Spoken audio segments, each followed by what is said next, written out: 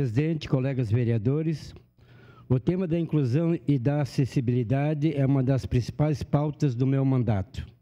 Considero que a sociedade deve discutir mais esse tema e a criação dessa comissão fortalece esta luta na Casa do Povo.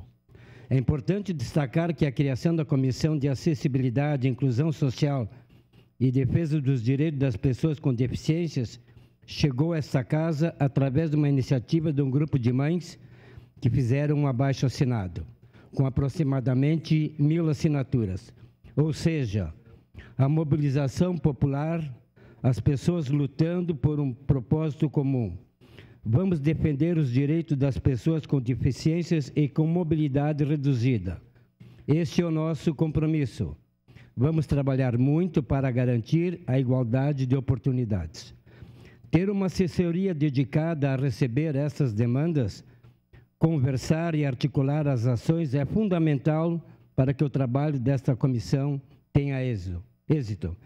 Desejo um bom trabalho aos colegas Cadore, Fiuza, Lucas Carinhato e Tati. Muito obrigado.